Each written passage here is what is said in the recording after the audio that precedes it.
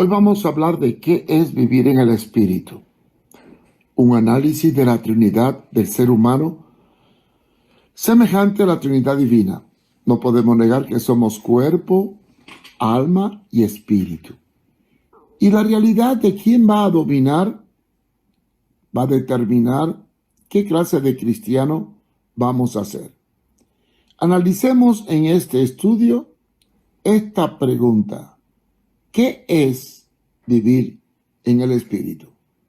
Ponga mucha atención al contenido. Analicemos en este estudio esta pregunta. ¿Qué es vivir?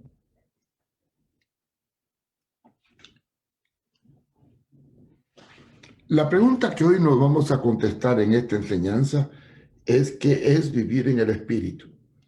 Y espero que la podamos entender muy bien y podamos razonar sobre lo que ella envuelve. Sí, porque en ella hay una gran enseñanza.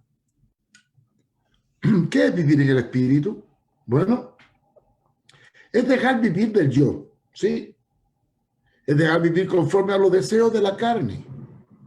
Comenzar una nueva vida bajo la perfecta y santa voluntad de Dios. Dice Gálatas 5:16. Así que les digo, vivan en el Espíritu y no según los deseos de la carne o de la naturaleza pecaminosa. Pero vamos a definir la naturaleza humana. Vamos a hacer un análisis bíblico de lo que es la naturaleza humana. Veamos. Somos una trinidad.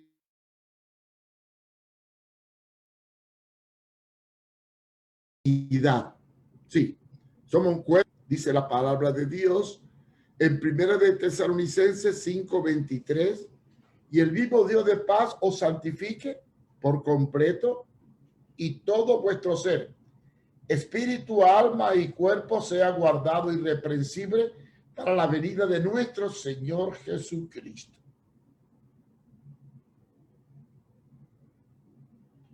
Vamos a ver cuántas veces aparece el término espíritu, alma y cuerpo y cómo lo define la Biblia. En 2 de Corintios 6:20 dice, porque habéis sido comprado por precio, glorificad pues a Dios en vuestros cuerpos y en vuestro espíritu. Ahí menciona espíritu, los cuales son de Dios. Aquí menciona el cuerpo y el espíritu. En Romanos 8:16 dice, y el espíritu mismo da testimonio a nuestro espíritu. Quiere decir que el Espíritu Santo no se comunica con el alma, sino con el espíritu. Y es el que nos revela que somos hijos de Dios. El alma aparece en Lucas 12:19. Y diré a mi alma, alma, muchos bienes tienes guardado para muchos años. Repósate, come, bebe y regocíjate.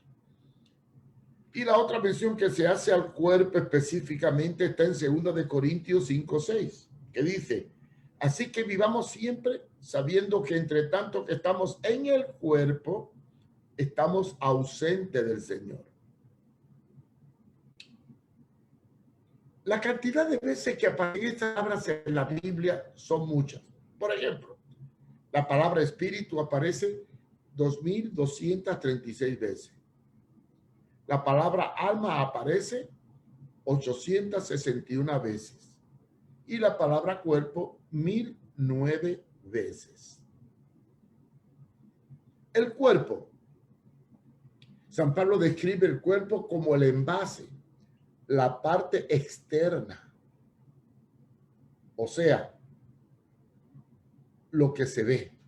Por tanto, no desmayemos ante este cuerpo nuestro exterior o este hombre exterior. Se va desgastando, mientras que el interior, no obstante, se renueva de día en día. 2 de Corintios 4:16. Ahora, la pregunta es, ¿qué hizo Dios primero? Bueno, del polvo de la tierra formó el envase, el cascarón, el cuerpo.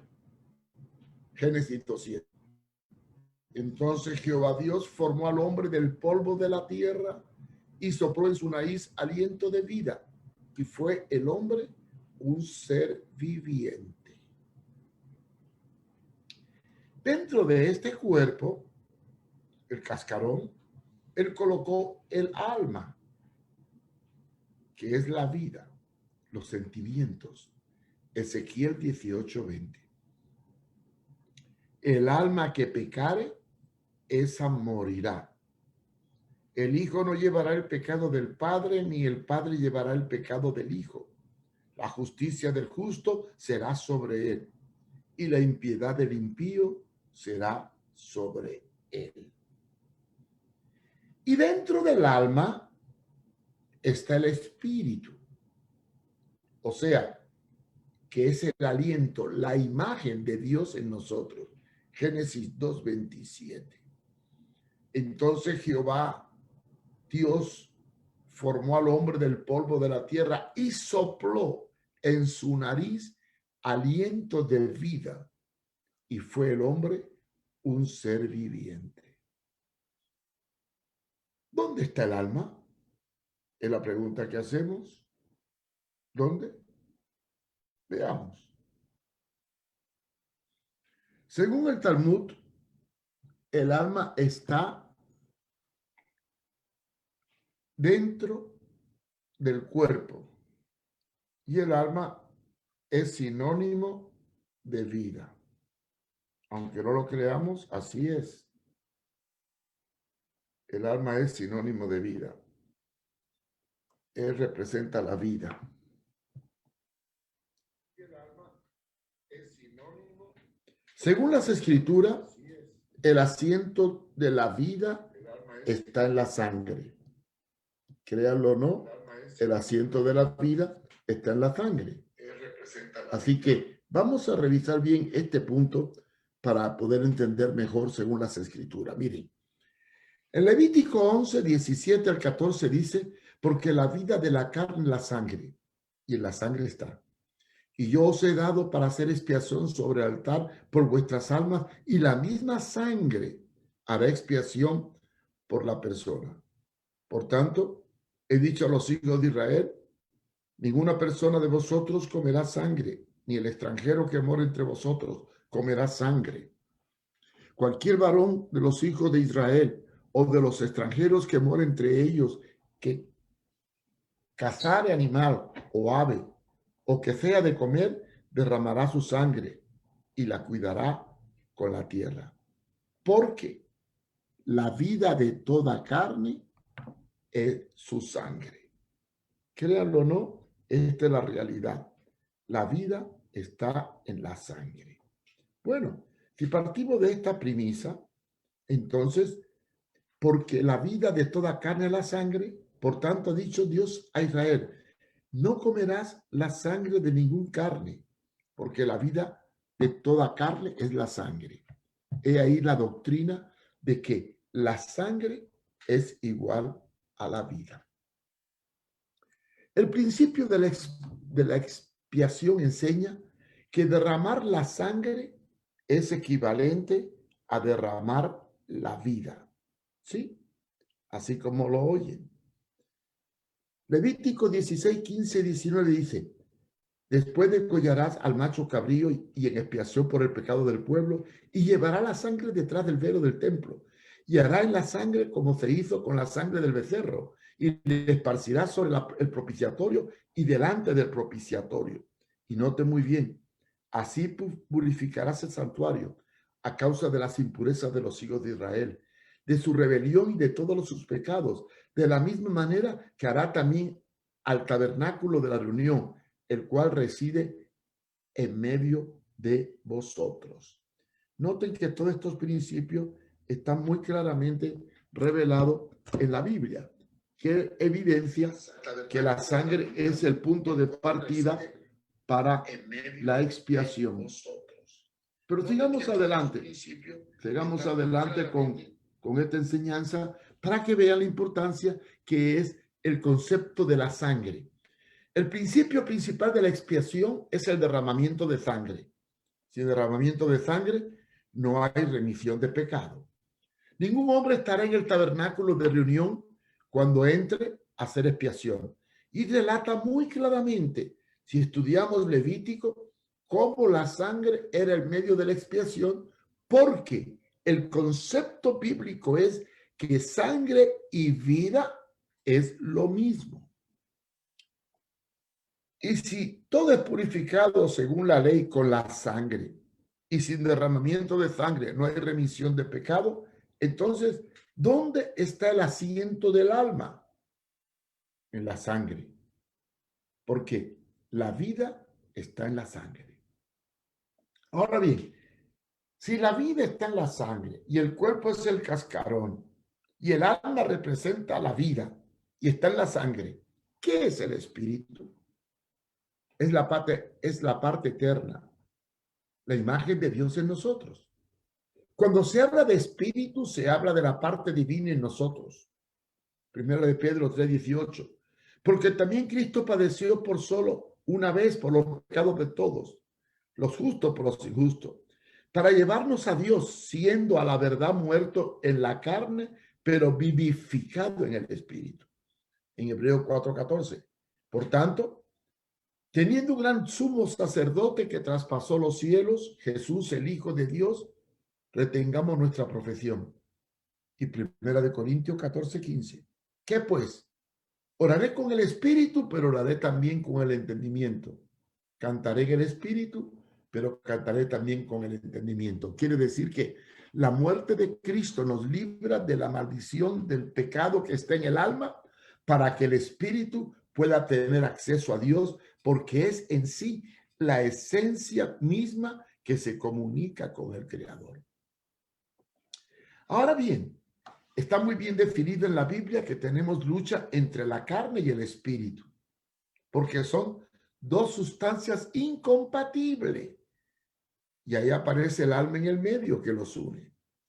La carne es mortal, ejecuta el pecado y los malos deseos y se relaciona con la materia y está sujeta al juicio edénico y tiene que ver con la vida, con el alma. Génesis 19. Con el sudor de tu rostro comerás el pan hasta que vuelvas a la tierra, porque de ella fuiste tomado, pues polvo eres y al polvo volverás. Y el espíritu es la parte eterna, la imagen de Dios. No está sujeto ni a tiempo ni a espacio. Se comunica y va a Dios. Para que entienda muy bien, son dos polos opuestos. Ambos son incompatibles, como lo es el aceite y el agua. Entonces, ¿qué es el alma? La que interrelaciona para unir el cuerpo y el espíritu. Y es donde se refleja el pecado. Son en sí los deseos de la carne. La Biblia habla de dos cuerpos, aunque usted no lo crea. En 1 Corintios 15:44 dice, se siembra un cuerpo animal, se resucita un cuerpo espiritual. Hay un cuerpo animal y un cuerpo espiritual. ¿Cuál es el cuerpo animal? El físico, el que está sujeto a tiempo y espacio, el que muere, el que se vuelve polvo. ¿Cuál es el cuerpo espiritual? El eterno, la imagen de Dios en nosotros, no está sujeto a muerte ni espacio, es eterno. Cuando vivimos según la carne, somos arrastrados por nuestras concupiscencias. ¿Qué es concupiscencia? Bueno, concupiscencia no solamente es un deseo sexual. Concupiscencia son todos los malos deseos de la carne. Pensamiento, ira, enojo, codicia, avaricia, lascivia, fornicación, adulterio. ¿Cuáles son las obras de la carne? Gálatas 5, 19, 21 las explica muy bien. Y manifiestas son las obras de la carne, que son adulterio, fornicación, inmundicia, laxivia, idolatría, hechicería, enemistades, pleito, celo, ira, contienda, disensiones, herejía, envidia, homicidio, borracheras, orgía. Ahí menciona todos los deseos de la carne. Y estas cosas son semejantes a los deseos que originan el pecado. Y dice la Biblia que acerca de los cuales os amonesto, como ya os lo he dicho antes, que los que practican tales cosas no heredarán el reino de Dios. ¿Y cuáles son las obras del Espíritu? Bueno, ya vimos las obras de la carne. Ahora la del Espíritu está muy bien definida en Gálatas 5, 22, 25. Los frutos del Espíritu son amor, gozo, paz, paciencia, benignidad, bondad, fe, mansedumbre, templanza, que es igual a dominio propio. Contra las cuales no hay ley. Pero los que son de Cristo han crucificado la carne con sus pasiones y deseos. Ahí está el secreto de la victoria del Espíritu. Crucificar la carne, pasiones y deseos.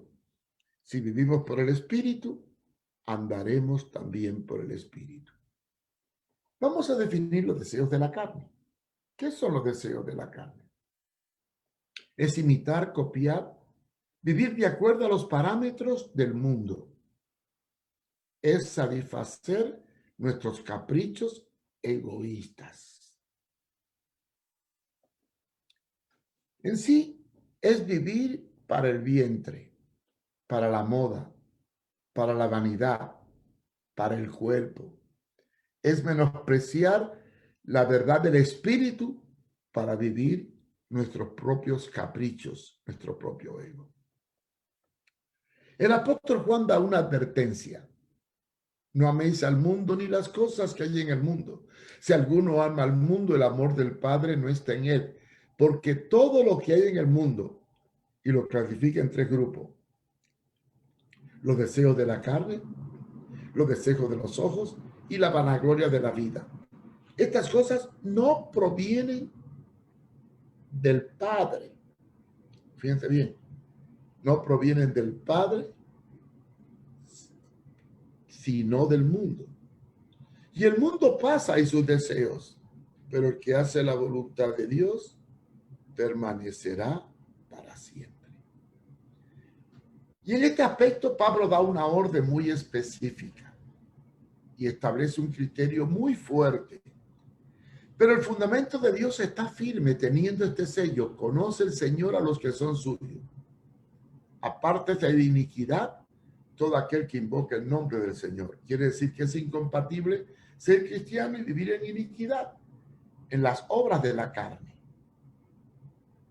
Así que, para concluir, el fin de todo este discurso oído es este: teme a Dios y guarda sus mandamientos, porque esto es el todo del hombre.